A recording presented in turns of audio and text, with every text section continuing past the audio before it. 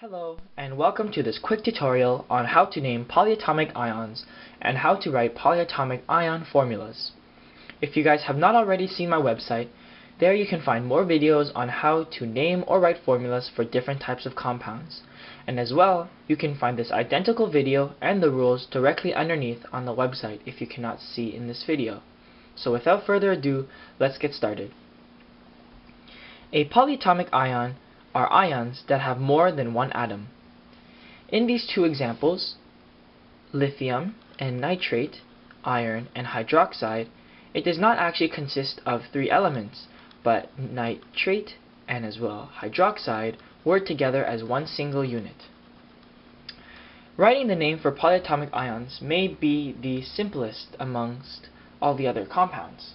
The first step is to identify which is the positively charged ion and which is the negatively charged ion. So we know that lithium has a positive charge, so it is the cation, and we know that nitrate is an anion because it's negatively charged. And if you did not know that, then you can go on my website and you can see on my reference pages the charges of polyatomic ions. In this case, iron is also a cation because it is positively charged, and hydroxide is an anion because it is negatively charged. Just a reminder that most all of the polyatomic ions are negatively charged except ammonium. So now that we've identified which is the cation and which is the anion, we're going to write the name of the polyatomic ion in the order of cation and then anion. So step 1 and step 2 will sort of be merged together. So, step 1 and step 2. So the naming process is extremely simple, as I mentioned. The names don't change, and you name the element as it is and the polyatomic ion as it is. So Li, lithium, and NO3, nitrate. And that's basically it. The last step, step 3, is to remember that the name of the compound is not capitalized unless it's in the beginning of a sentence. So this uppercase L becomes a lowercase, lithium, and this uppercase N becomes lowercase, nitrate. And LiNO3 is lithium nitrate. Now for this example, I will do the same thing, however there is a trick to it. Iron is a multivalent metal. Since iron is a multivalent metal, it has two different charges. It has the charge of +2 and +3. So iron has a charge of +2 and +3.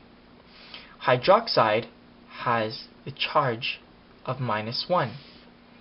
And we know that when we crisscross, the -1 charge that hydroxide has gives it to iron, and the charge that iron has gives it to hydroxide in this case. So because there is a 2, that means that the iron's charge is +2 and not +3. So we can write for step 1 and step 2,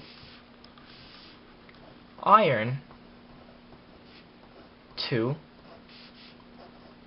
hydroxide.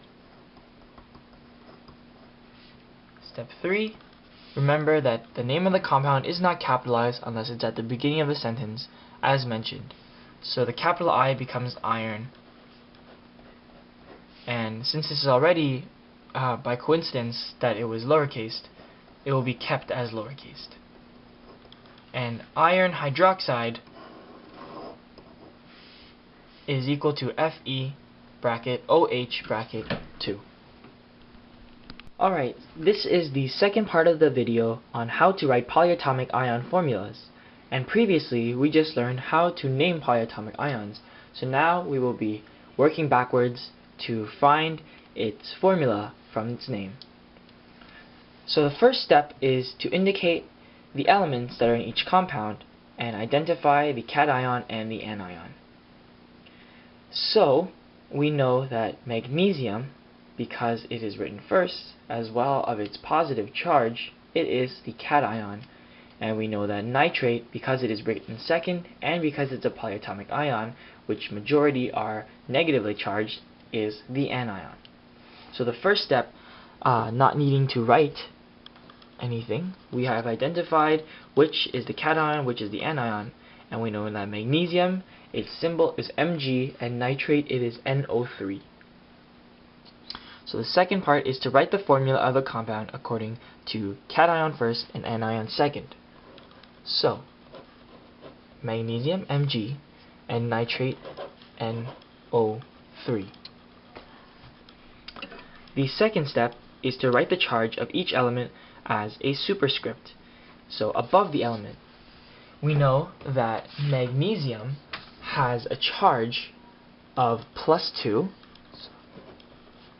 I'm going to write that down, +2. And we know that nitrate has a charge of -1. Now, if you don't know where to find the charges or the list of polyatomic ions, you can go on my website and find the reference notes, and there you can find the list of the polyatomic ions. So the fourth step is to crisscross the charges of each element to the other so that they become subscripts. So this 2 is going to go down here, and this 1 is going to go over on that side.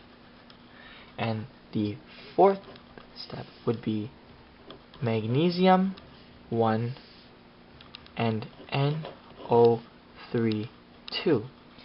However, it is kind of funny because these two numbers are side by side. So step 5 makes sure that the polyatomic ion, nitrate, is in parentheses so that it can be distinguished as 1.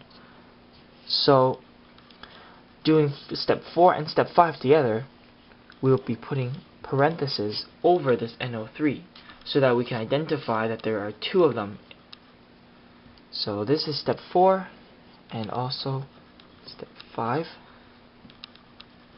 And the final step is to simplify the charges. And we know that magnesium, because it has 1, this 1 is not needed. So we can get rid of it, and it can become magnesium bracket NO3 2. Yep.